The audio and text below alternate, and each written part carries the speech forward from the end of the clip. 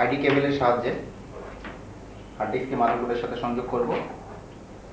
তবে আইডি কেবল সম্পর্কে আমরা একটু সতর্ক থাকব। যেখানে আমরা দেখতে পাচ্ছি যে সাইডে ব্লু কালারের একটা স্টেপ করা আছে, এই অংশটুকু আমাদের যে পাওয়ার সেকশনটা আছে হার্ড ডিস্কের ঠিক এই পাশেই থাকবে।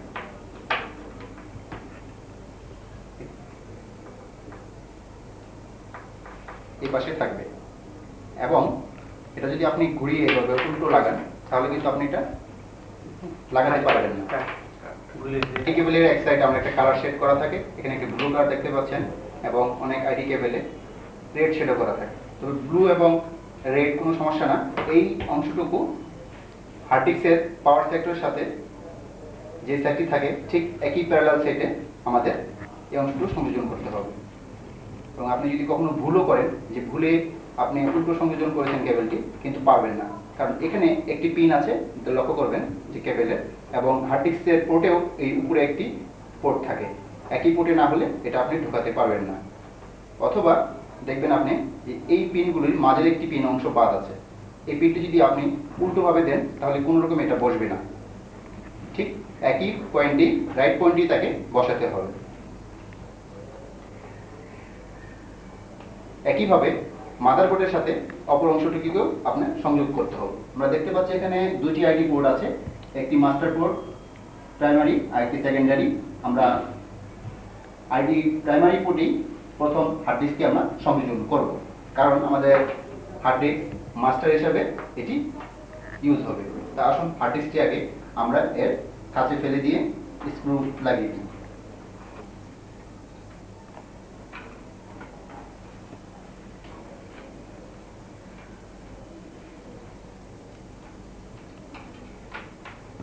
অনুরূপভাবে আমরা সিডি রোম ড্রাইভও সংযোজন করব এবং সিডি রোম ড্রাইভের ক্ষেত্রেও মাস্টার স্লেভ দুটি পোর্শনই থাকে। এখানে আপনারা লক্ষ্য করবেন যে যদি আপনারা একই কেবলে সিডি রোম ড্রাইভ এবং হার্ড ডিস্ক দুটোকে সংযোজন করতে চান তাহলে প্রথমত আমাদের মাস্টার রাখতে হবে হার্ড ডিস্কে এবং স্লেভ রাখতে হবে সিডি রোমকে। এক্ষেত্রে আমরা দেখছি যে সিডি রোমকে অলরেডি স্লেভ করা আছে।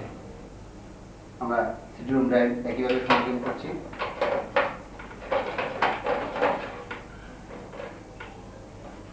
অনুরূপভাবে আমরা ফ্লপি ড্রাইভকেও তার স্লটে সংযোজন করব।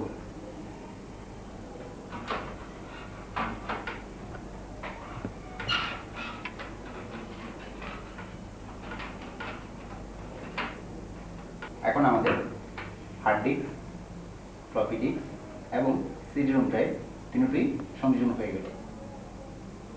মাদারবোর্ডের সাথে হার্ড ডিস্কের আইডি কেবলগুলো সংযোগ করব। আমরা আগে বলেছি যে আপনারা যে পিনটি দেখতে পাচ্ছেন এই পিনটির অপর একটি পিন মাদারবোর্ডের সাথেও খাঁজ কাটা আছে। ঠিক একই পজিশনে আমরা হার্ড ডিস্ক যেভাবে সংযোজন করেছি ঠিক একই প্রণালীতে আমরা মাদারবোর্ডের সাথে আইডি কেবলটি সংযোজন করব। তারপর প্রথম লিডটি দিব হার্ড ডিস্কের,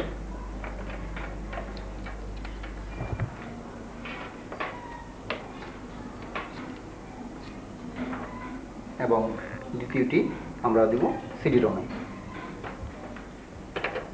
এক্ষেত্রে আপনারা আরেকটা অবলম্বন করতে পারেন যে আমাদের আরও একটি সেকেন্ডারি পোর্ট রয়ে গেছে, ইচ্ছে করলে আমরা সিডি রোম ড্রাইভকে সেকেন্ডারি পোর্টও দিতে পারি। এক্ষেত্রে কোনো সমস্যা হবে না, যেহেতু আমাদের প্রথমটি মাস্টার এবং দ্বিতীয়টি সেকেন্ডারি করা আছে। আর এটি যেহেতু সেকেন্ডারি করা আছে আমরা সরাসরি সেকেন্ডারি পোর্টে দিতে পারি। আসুন এটি আমরা সেকেন্ডারি পোর্টে দিয়ে দিই। খেয়াল রাখতে হবে যেন এই রেড স্ট্রিপটি, কালার স্ট্রিপটি পাওয়ারের সাথে সংযোজন থাকে, অর্থাৎ পাওয়ার প্যারালাল থাকে। এটি হচ্ছে পাওয়ার এবং অপর অংশটি মাদারবোর্ডের সাথে সংযোগ হবে।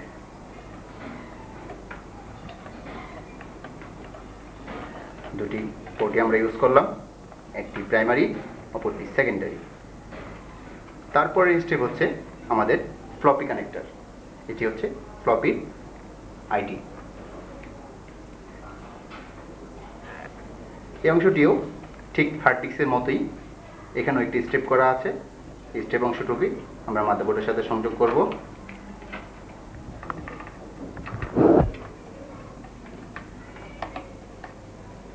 এবং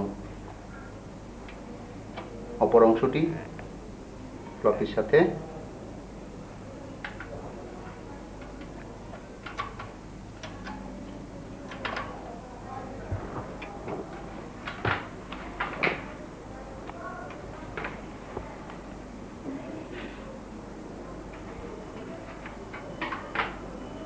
অংশটি ফ্লপির সাথে সংযোগ করতে হবে।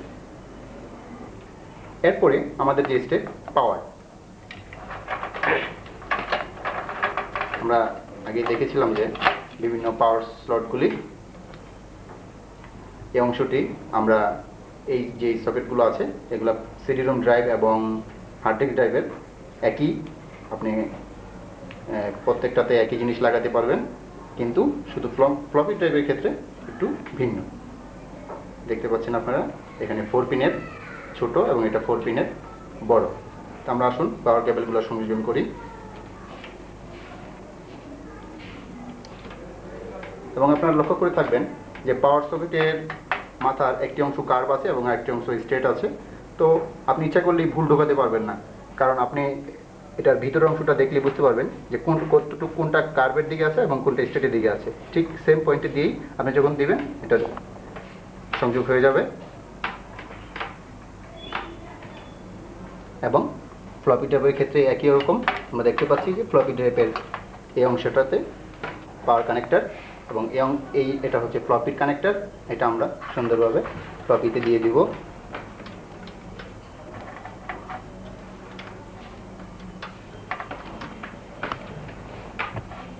ফ্লপির সাথে পাওয়ার কানেক্টেড হয়ে গেল এবং মাদারবোর্ড সাথে সবগুলা জিনিসের সংযোজন হয়ে গেল। তারপর আমরা আরও একটি কেবল সংযোজন করব, সেটি হচ্ছে অডিও কেবল। সিডি রোমের আমরা পিছন দিকে লক্ষ্য করলে দেখব যে 8GB পোর্ট, এখানে 8GB মিলিয়ে আমরা এই কেবলটি এখানে সিডি রোমের সাথে সংযোগ করব এবং মাদারবোর্ডের সাথে এখানে আমরা লেখা দেখব যে সিডি ইন, এই পোর্টে আমরা অডিও কেবলটাকে সংযোগ করব। তাহলে সিডি রোম থেকে মাদারবোর্ডে অর্থাৎ ফুল সিস্টেমে আমার অডিও সিস্টেম সম্পূর্ণ হয়ে গেল। তবে বর্তমানে যে মাদারবোর্ডগুলো পাওয়া যাচ্ছে প্রত্যেকটা মাদারবোর্ডের সাথেই আমাদের সাউন্ড সিস্টেম বিল্ট ইন থাকে, এতে ঝামেলার পরিমাণও খুব কম।